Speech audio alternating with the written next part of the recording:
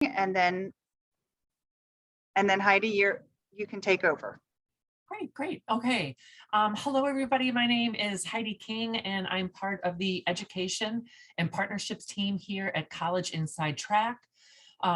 So happy that you would join us today. I'm going to start sharing my screen here. And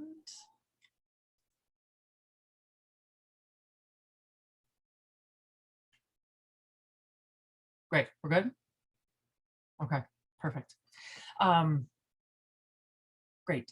Again, my name is Heidi King. I'm part of the education and partnerships team here at College Inside Track.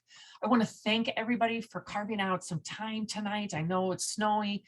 Maybe this isn't, always easy to, to kind of turn the computer back on and loop in. But really, we're going to give some pretty good tips here on the college search and application. I'm hoping to help you guys as families really understand navigating college search, application, and the acceptance landscape during what has been a very challenging couple of years, right? So tonight, again, I'm happy to take your questions. Sonia will be able to do that at any time, right? So if I mention something that where you see that you're not sure that maybe I didn't explain it, or it, drives another question, go ahead and chat that in. I'll probably be stopping at least 3 times to go ahead and take those questions. So please feel the opportunity to do that. Also, I love the interaction. So I have 3 quizzes for us today. They're not super complicated, but they draw us into a little bit what we're going to be thinking about in terms of college. So I do want you to think about that, and we're going to have you chat some of those questions and answers in the box today, right? So we'll go ahead and start the program off. And again, my name is Heidi King. I am with College Inside Track, and we have been helping families navigate the complex search application process for the better part of 15 years. And our goal when we work with families is to always help find the right fit academically and socially for the student, but we want to make sure that's the right financial fit for your family as well. And if you have a high school student right now, you certainly know the stress that is going on around the high school search and application process for college. Our goal is to really help you reduce that stress overall.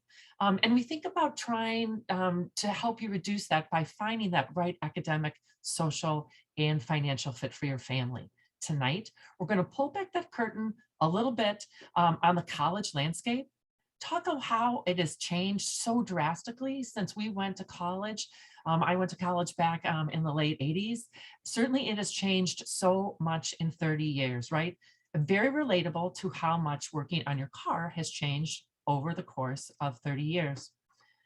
And I think about that because 30 years ago, if something broke on your car, things were pretty straightforward. You could fix just about anything on your car by yourself because you had the right tools and the knowledge to do so. But today, when we open up that hood and look at the problem, everything is actually pretty complex, right? It's hidden from us, making it just impossible to do some things on our own. Well, in many ways, applying to college is just no different. The lack of transparency in the industry around the acceptance, around the cost of college, makes it difficult and very hard for families to apply to college and for students to get into the colleges that they really, really love. So let's explore why it is so difficult to apply to college today. This is one of the quizzes that I would very much like you to chat your answer in to Sonia. And then she's going to let me know kind of what you think. I think one of the ways that it shows how difficult it is for us to be choosing colleges today is to think about what percentages of students are transferring at least once, right?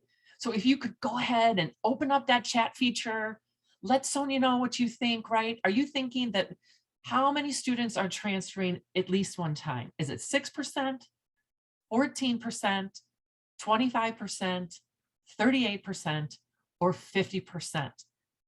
What is that national transfer rate when we're thinking about school to school, state school to state school, okay? And Sonia, do we have anybody chatting that in yet? We have a couple people chiming in and they're at the high end of 38% and 58%. So Okay, what do we all think right. it is, Heidi? All right. You know, you guys, that's pretty good, right? The national transfer rate is 38%, right? And so thank you so much for participating. And I think we all find that probably a little alarming. That means 4 in 10 students aren't able to pick the school that they really love that first time, or they've fallen out of love with it for some reason. So I think we could try to do a little bit better search in figuring out what is impactful for us and how to pick out those colleges, right? But there is another layer of why this transfer rate matters. It matters because it's costing us a ton of money, right? Whether your parents are lucky enough to pay for this college for yourself, or you're having to take those debts on yourself, the average rate of one transfer, state school to state school, is $14,000. And of those 38% that transfer that one time, believe it or not, 45% of them end up transferring again. So it ends up costing us a lot of money. But why is that important? Well, it's important because this is what it costs to go to college for 1 year. And I think we're aware of some of those upper level schools and how much those cost. I meet with families every day. Almost every day, people are saying, yeah, hey, I'd like to go to NYU, or like certainly Colorado. And, you know, maybe we're aware that those are at the cost that they are. But the reason that I have some of the bottom schools on there is because 1 year at a flagship school at Berkeley, their flagship school in California, at IU, their flagship school in Indiana, and University of Illinois, my alma mater, $31,000 a year, right? I just don't know that we're prepared. That's another way that things have changed in the course of 30 years. It's become a heck of a lot more expensive. Okay, I promise I'm not going to inundate you with quizzes today. This is the second of 2 quizzes that we're going to do, but what is the percentage of tuition increase from public institutions nationwide since 1990, right? So think about that. Is it 73%, 106%, 180%, or has the tuition increased since 1990, 213%? So go ahead again, chat that feature in the chat feature button. And then Sonia's going to let me know what you guys think in terms of what is the percentage that tuition has increased nationwide since 1990. And you know what, Heidi? Illinois, you guys are spot on. We have a couple at 118 or 180% and several at 213. All right. Okay, so Sonia says that because she and I do a lot of these webinars. And so we do end up doing this, and not from everybody from Illinois. You guys, that is right, spot on, right? 213%. I still find that amazing. That's a huge, huge increase. Public school to public school. My God, school is costing us so much more money. Private schools, even higher at 415%. But before we bash those private schools, do know that they end up giving way more merit money. So that is an important factor for some of those private schools.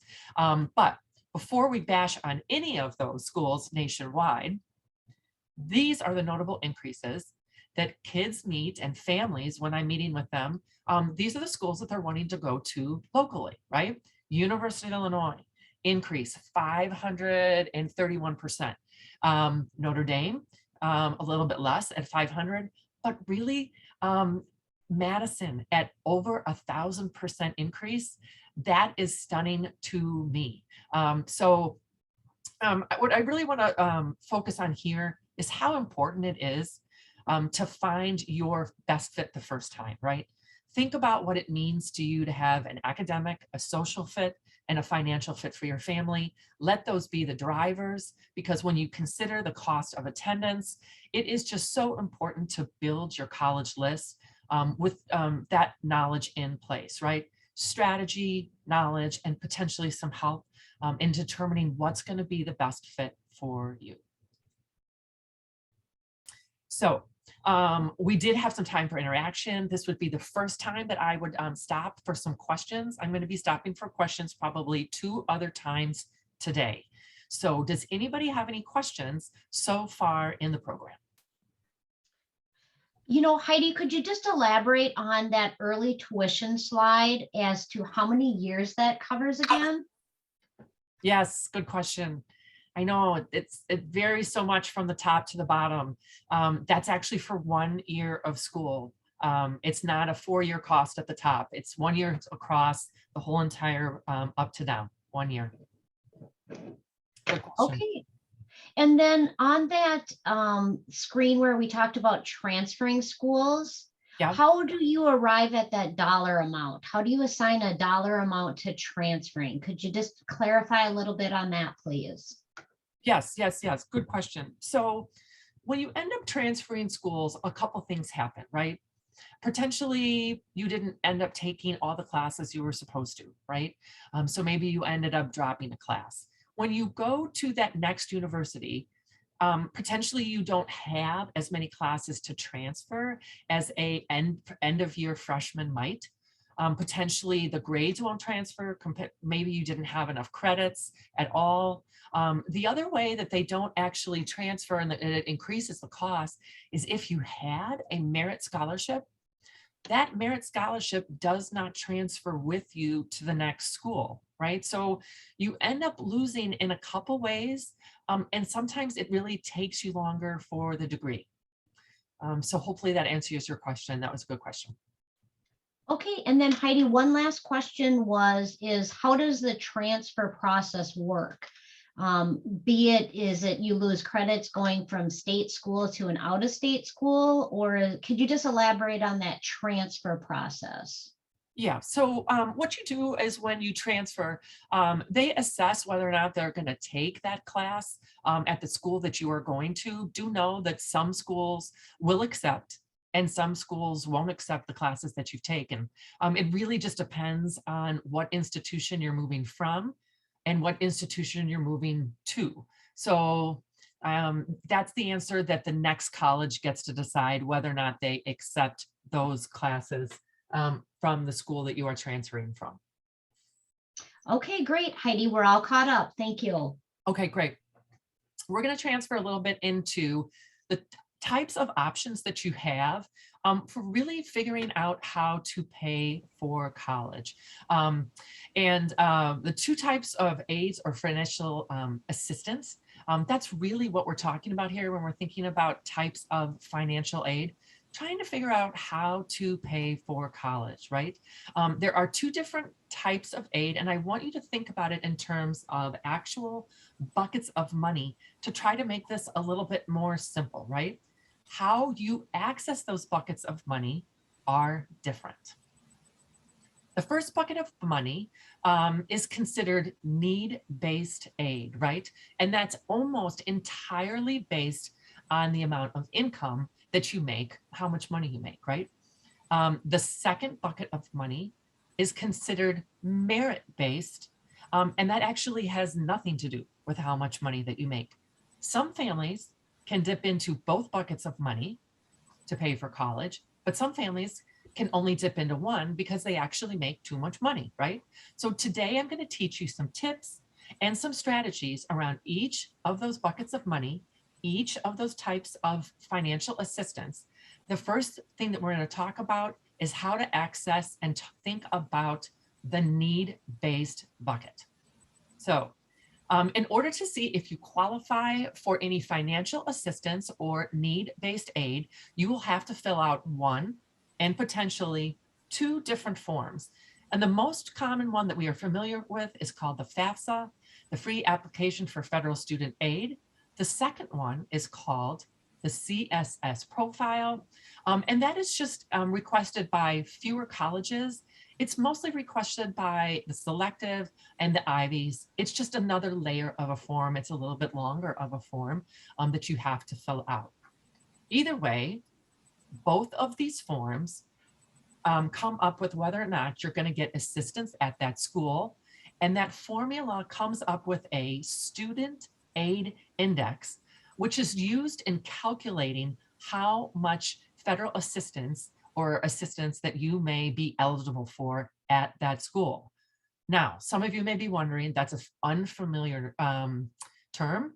What is SAI, Student Aid Index? Well, that used to be called the FAFSA, but there are these massive or layered changes that have gone through legislation as of a 2020 pandemic relief bill.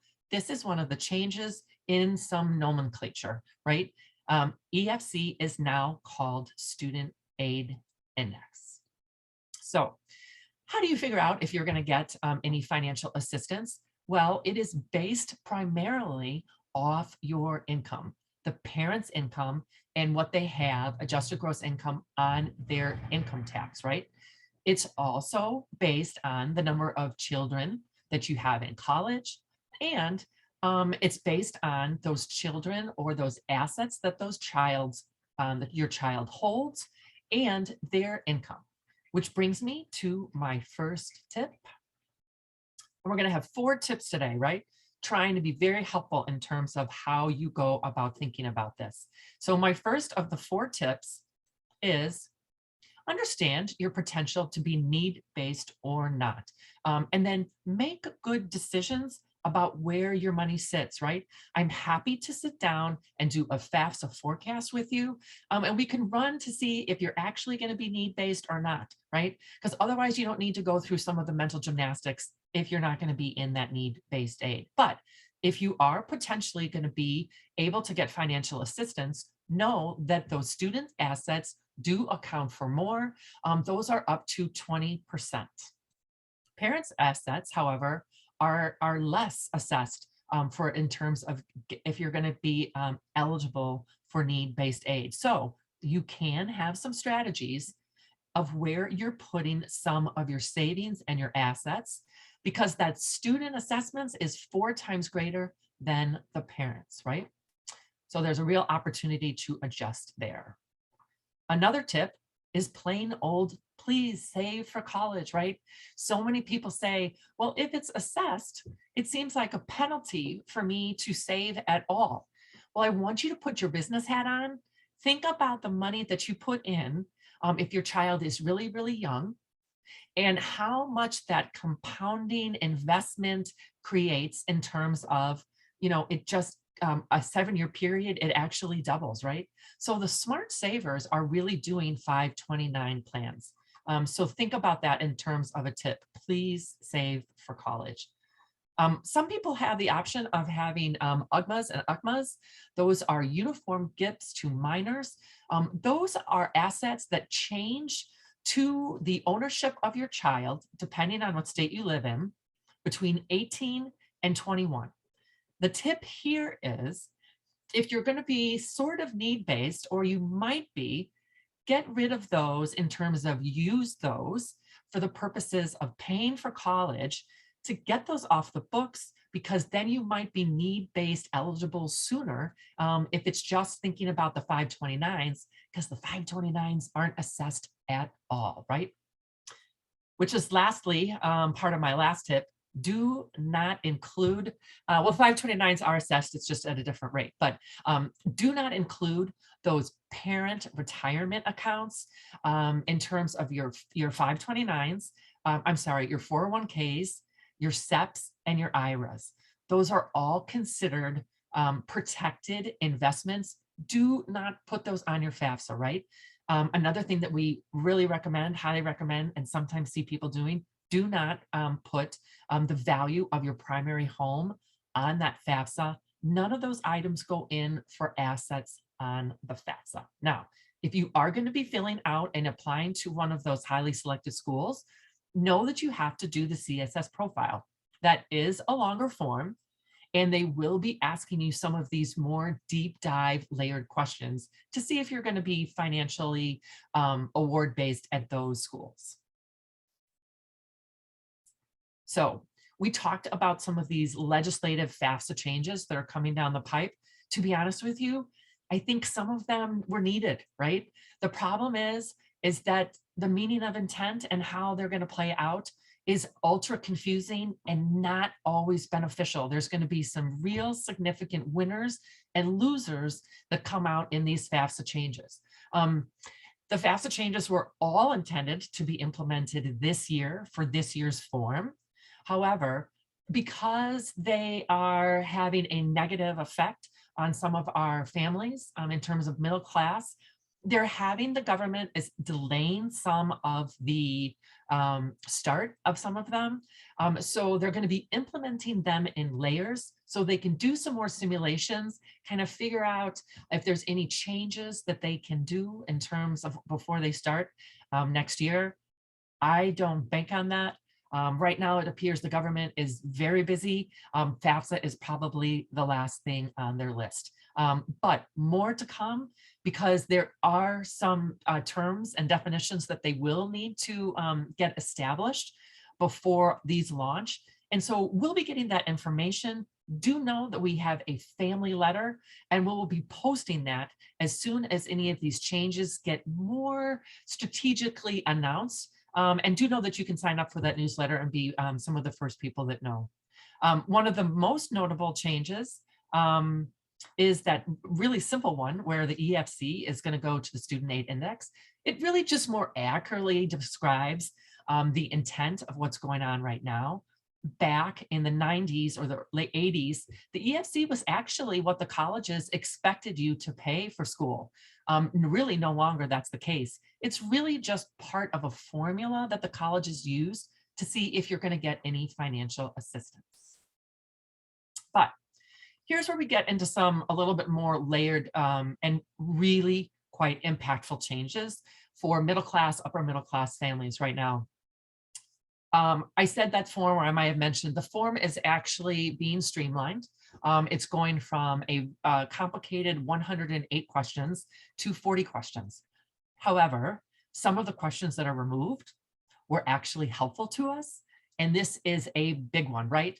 There is no longer going to be a discount for the amount of kids that go to college. And when I say discount, I mean we would be able to, in a sense, share that EFC number. And I'll explain how that works. So let's say that you have a family with two kids, stair-step kids, one after the other, right? So somebody's a senior, they fill out their FAFSA form, they get an EFC of $50,000, right? They choose a school with a sticker price of $40,000, right? They go to school, and that calculation works out that they're not going to be need-based aid, right? Because their EFC number is actually higher than the tuition, right? So no need-based aid. But child number two goes off to school, they split the $50,000 and share that. Let's say they both choose to go to the same university, just to make it simple for tonight. Well, what that university does is it takes $40,000 minus $25,000 for the EFC, and then you actually are sharing that EFC number, and depending on the college, they will actually give you some need-based aid for that school. Well, unfortunately, that number is completely disappearing because the question is disappearing. No longer are we getting to share that EFC number. And I can tell you plenty of people, middle class income, are going to be finding themselves not as need-based as they used to before, right? So that's one of the big losses in this. Another change coming down the pipe, fall of 2023, will be families that have divorce in their family. Going to think about this in terms of a super easy way to think about it is right now, that calculation is based on where the student lives. It is changing to who supports the student more financially. Okay, so I'm going to go into the layers of that right now. Currently, the FAFSA is filled out by the student using the income of the parents, right? That currently is based on where the student lives 51% of the time. Now, if the student has a custody or custodial agreement that shares 50-50, those families get to choose which FAFSA that they are going to fill out. I mean, meaning the income, which income that they are going to choose to fill out on the FAFSA. The benefit there is quite often people are filling out with the lower income, right? Makes sense. Fall of 2023, that is no longer an option. The whole formula kind of switches end to end. Now it is completely based on who is providing the majority of support for that student. In the event that you have that 50-50 custodial agreement again, you have to choose the family that makes the higher income. And if that family or that parent is married, you also have to include the spouse's income, right? So that is definitely a pretty big switch in terms of what people have been planning and what they need to plan in the future to pay for college. Now, I get a question on this and I totally understand. There are two different forms that we're talking about. For your taxes, you can still have dependency status that is totally separate from the FAFSA form. So who declares the child as a dependent has nothing to do with this FAFSA form. Do not worry about that aspect of it. Okay, so those have been kind of two downers, right? Let's talk about some good news, and maybe there are some good FAFSA changes, and I would say for sure, this is a great FAFSA change.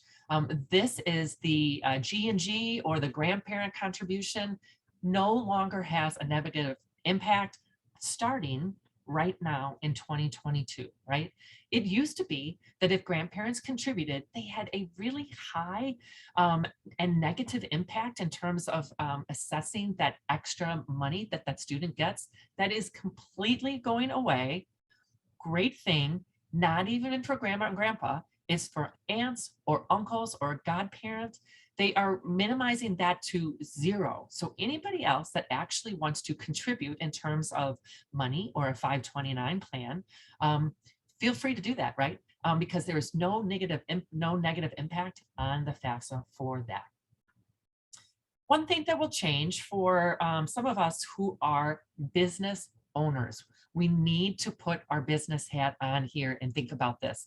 The size of the business is no longer be differentiated by 100 people more or less anymore.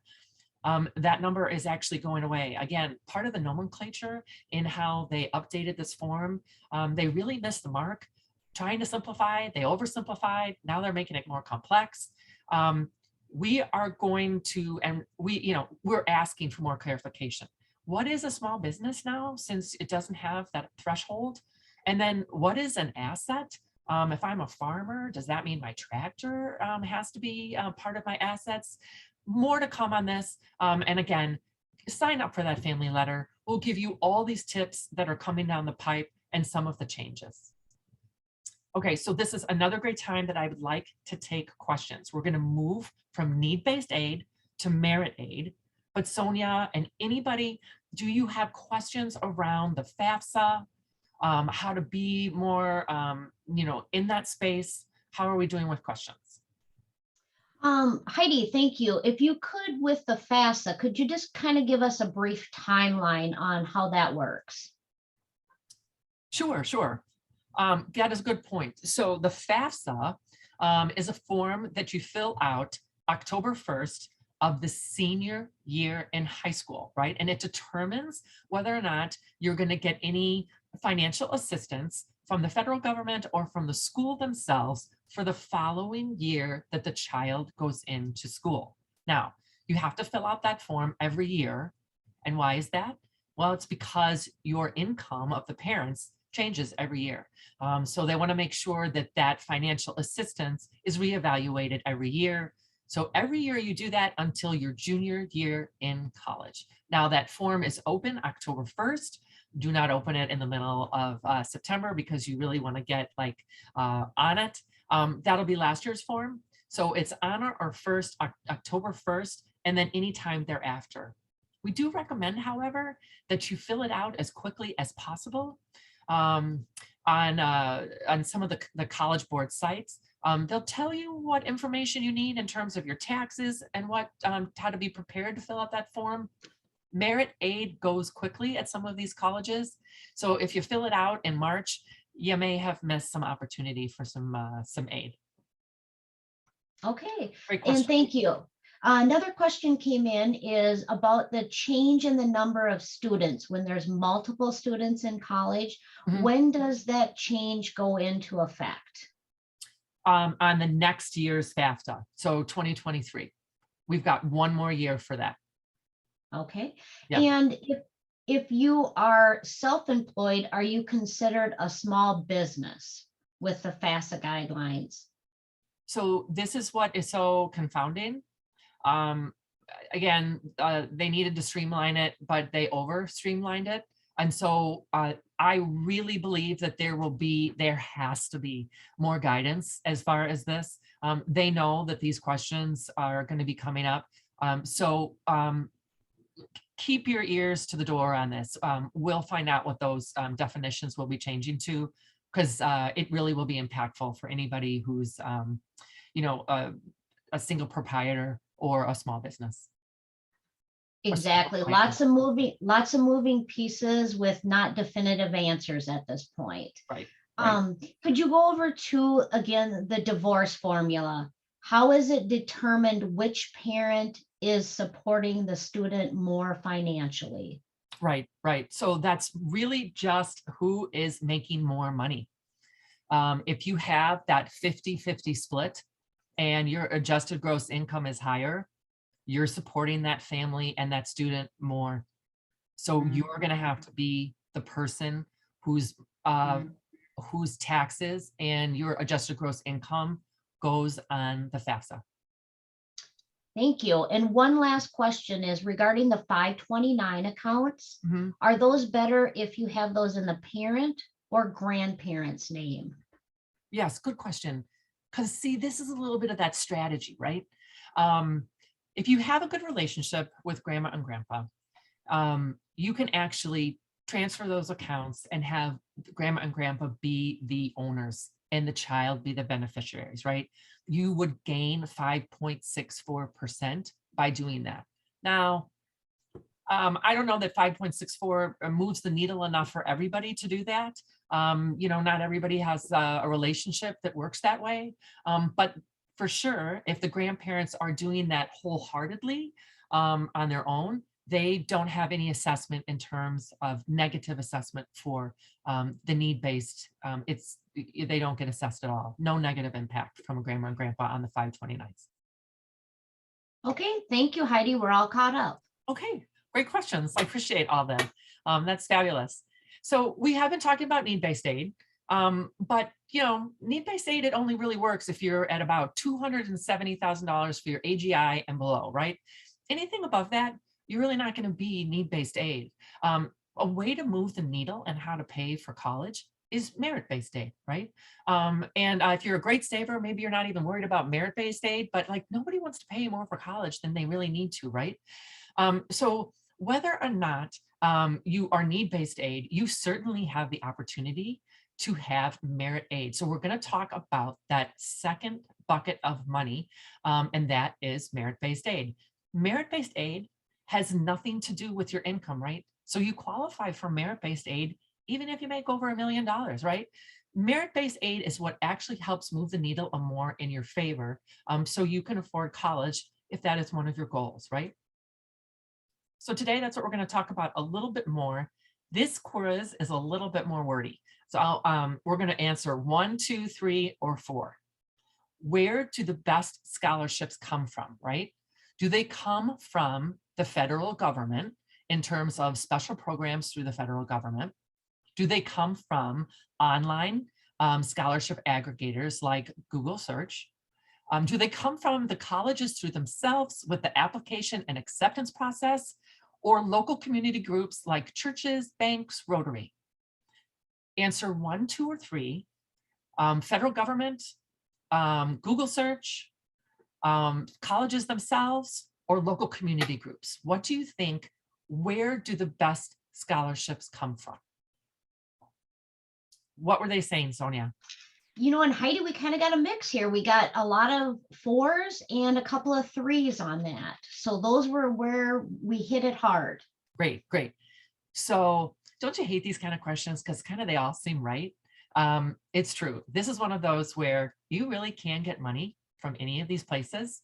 But what we want you guys to focus on is time and, benefit, right? The best scholarships come from the best searchers. Where do you get the most money? Well, you get the most money because you can get money at all of those, but you get the most money because you are building the right fit college list.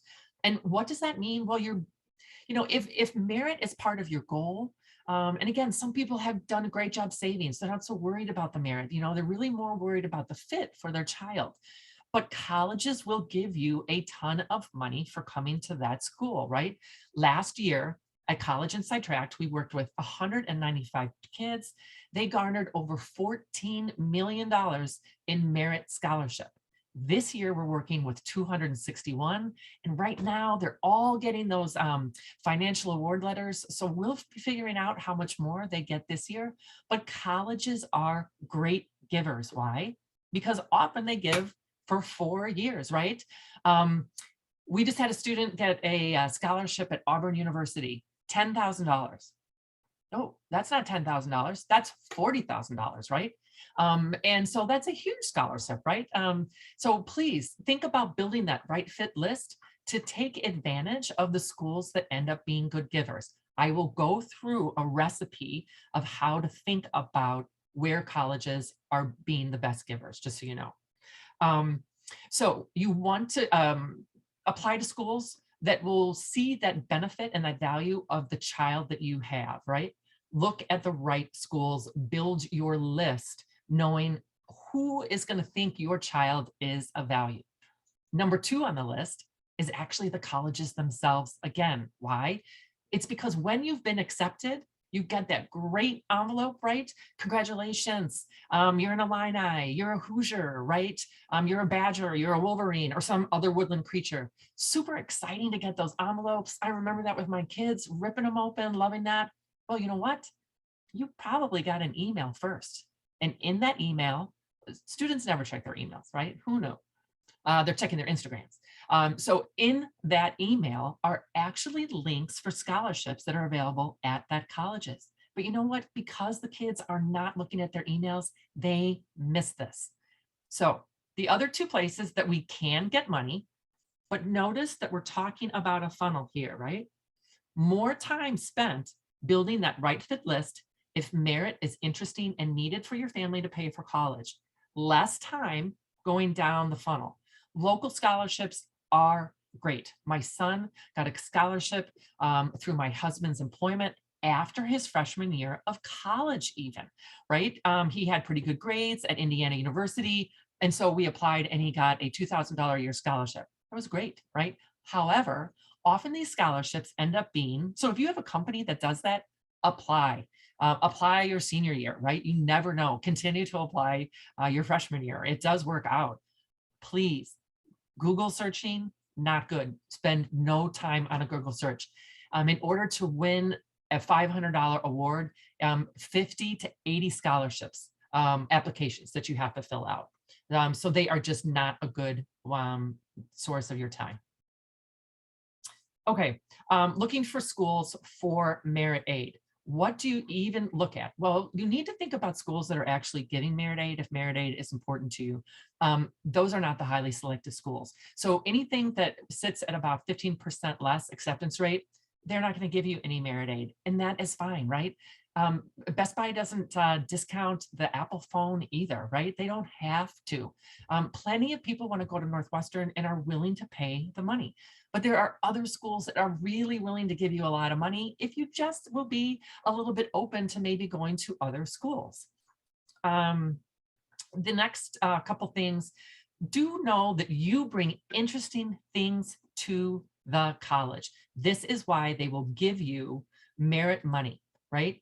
If your grades and test scores are in the top 25% of the previous incoming class, you will get merit money at a lot of schools because you are a data point that brings them up in statistics for those US News and World Report profiles, right? Any extracurricular talents, tuba player gets more money than a flautist, right? Know that that's an option though to get some money for your extracurriculars. demographically interesting, bar none. Again, we had a student get money at Auburn, probably because Auburn is filled 80% of the people from their own state. So they want people from other states to go to Auburn. Montana, Utah, New Mexico, same thing. California, not so much. Everybody wants to go to California. So think about those in terms of the schools. If you're demographically interesting, you can actually get merit money for going to those schools because they want to be, it's really cool for them to say we have students from all 50 states and 22 countries, right? They use you as a business decision for them. So they're willing to give you money. So I mentioned this, the anatomy of a college merit aid. It's like a recipe card, right? I am showing you this not because one school uses it, but because overreaching, a lot of schools use this. Demonstrated interest. What does that mean? Interact with the school. Show them that you care about them, that you are interested in them. If that means you can take a tour in person, sign up for that because they give you credit. They are aware that you are doing it. This is called data analytics. Everybody's involved in it.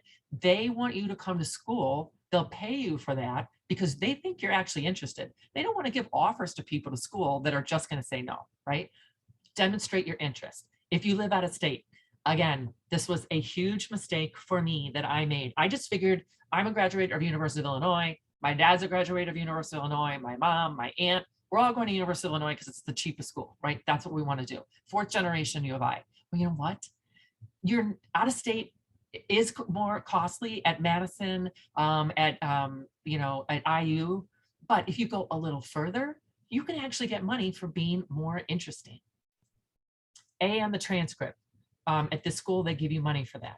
Rigorous classes, a little bit more money in your merit package. A recommendation letter, and please do not wait until October to do that. When I meet with families one-to-one, I give you these tips.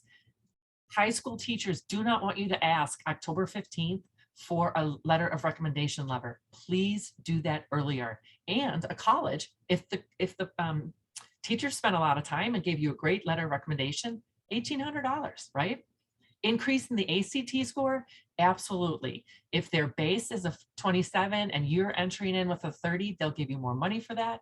The FAFSA, the CSS profile, yes, schools will give you money just for filling that out, right? It actually unlocks merit money. The essay, test optional landscape, no question. They can't figure out how to rate some kids these days because they're losing the ability with the test. That essay will garner you money if it's a high level essay of several $1,000s to upwards of $8,000 at this particular school. So tip number 2, understand that this really is a changing landscape, right? Let's talk about that a little bit in terms of test optional and test blind. There are schools that are absolutely test blind, and they have been. The California schools, test blind, they don't even have that on their application. Texas, same thing, not even an option to turn that in. However, there are a lot of schools that can't figure out how to evaluate your student anymore without those test scores. So we really recommend that you still test. And if you get a score that isn't going to be worthwhile to submit, you can choose not to submit. You do have that option. We are finding that the majority of the schools are still leaving that application open for you to test and submit. And quite frankly, there are schools that have just absolutely announced, we're still taking those, so please submit that. 77%. We had one of our consultants do a SEC tour. One of the schools just absolutely came out and said, you know what, we're still using it, please submit it. 77% of our students get in with it. So there are absolutely schools, and really it can be to your benefit. Some schools like Indiana, to get into their business school, right away, direct admit if you have a 30 on your ACT. It leaves doors open. If you bombed on it, don't worry, you don't have to submit it. It just gives you the option. We talked about test optional, test blind. Maximize your tour option. Do ask important questions that are going to make a difference in terms of whether or not you want to go to that school. Secondary factors, hold a strong role in acceptance. We talked a little bit about how to interact, right? Pricing and merit aid. Some people think school is on sale because of the difficulties in the last couple of years. It's not at the Ivies, it's not at the selectives. They can't figure out actually how to, they're deferring kids at a huge amount, right? So know that some schools are willing to negotiate those. You just have to build your list with the right schools on that list. Tip number 3, have a strategy for paying for college. And I don't just mean 529s and trying to save, right? Figure out what your budget is. What's your philosophy? Are you willing to pay X to go to school, or do you need it to be a little lower just because of your philosophy on school, right? Think about what your max is and go over a 4-year plan for that budget, right? If you have $100,000 saved, and God bless you, but school's going to cost $200,000, don't spend that $100,000 right away, right? You got to spread that money out over 4 years. I am more than happy to help you with budgets and how to think about paying for college. Happy to do that one-on-one and talk to you about a real deep dive into not making mistakes here financially. Discuss early in this process. Do not let that go all the way to the spring of your senior year. Find out how much the school costs and then be in a bit of a panic mode. Define your expectations. Who's going to pay for college? Does somebody need a little bit of ownership? To be honest with you, I made my oldest take out the FAFSA loan, right? I just felt that he needed a little bit of ownership in the process. He chose a more expensive school than the University of Illinois, ended up going to Indiana. So he's going to take out that low FAFSA loan. It's actually a great loan. $5,500 your freshman year, $6,500 your sophomore year, $7,500 your junior and the senior year. It's a great maker of the gap. I also want to talk a little bit about learning philosophy, though, here. I don't want to skip too far ahead. When you're thinking about colleges, make sure that you also think about what type of learning style your child has, right? If he is not the kind of kid that wants to go in a class with 100 people, make sure you're picking schools that are the right fit for him in terms of that. Okay, here is what we're talking about, and actually this is the learning styles to treat your search like the business decision that it is, right? School has become the second most expensive purchase in your life besides the purchase of your home, right? And so if your learning style does not suit your child, they can't imagine sitting in a classroom with not a professor or 100 other kids, there are great schools for your child, right? Expand what you're thinking in terms of schools that you are willing to look at. Understand that some schools you can appeal, right? Not the University of Illinois, not Indiana, not a flagship school, right? There is a specific process and a philosophy behind appealing to schools and which schools will do that. Look at the programs and the majors available. Why? Because to be honest with you, like 70% of the kids end up changing their major. They're between their freshman and their sophomore year. And I don't mean they go from like nursing to data analytics and econ, but within like a business format, you might change a little bit. Like maybe you start as finance, but you really find out that data analytics is better, or supply chain management. Make sure that the school that you choose has some wiggle room so you don't have to transfer. Big brand schools, selective schools, they just need more these days, right? It's not good enough to just be that 4.0, I've taken APs, I've got the bump on those student, unfortunately, anymore, right? You just need to have an overarching like application and balance of who you are in prep to go to some of those selective schools. It just requires a smarter search in terms of earlier preparing. For example, Purdue University, great school. They had to defer 14,000 kids from their engineering department this year alone. Madison, same thing. Some of these schools, they don't know how to evaluate these kids anymore because of the SAT landscape change. So really, there's some strategies behind having to apply to these schools and what you have to do to show yourself as a good student. So what we do here at College Inside Track, right?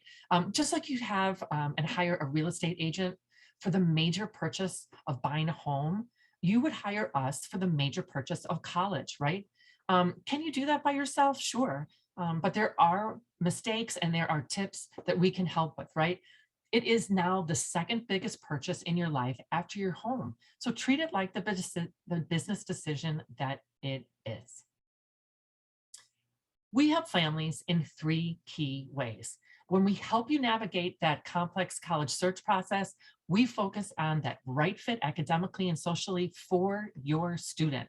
But we loop in what's going to be financially important for you as a family. When we work with families, that national transfer rate of 38% drops down to 4%, all right? We want you to get that right fit the first time. We ensure, for the second way that we help, that whatever school is on your list, that you will get the best price at that school.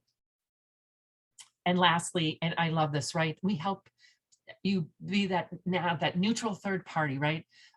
So many students, there's so much stress on that list, what to do, when to do it, have you done something, right?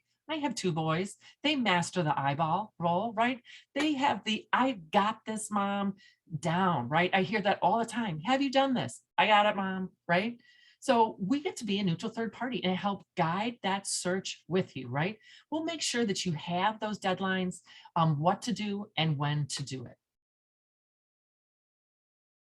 So one of the best and the coolest things that I get to do every day, I am an educational partnership. I do webinars and I do inform parents, but I get to meet with families every day. I get to meet your student, figure out what their goals are individually, talk to you about what your individual questions are. These are some great tips today, but you may have other questions. We might not have covered something. I'll still have time for questions tonight, to be sure. But if you have something specific that you want to talk to me about, happy to do that in a free hour. Sonia will be pushing out a form in the Google chat. Please connect with me, fill that out. Let me know if you have any questions and we can discuss some strategies. I'm happy to do a EFC or an SAI FAFSA forecast to see what that outcome will be. We can discuss, are you need-based? Is it, are you not? Are you wanting to do merit-based aid? Or are you really wanting to find a school that's just going to be the right fit for your student? And some of those other things aren't going to be the driver for you.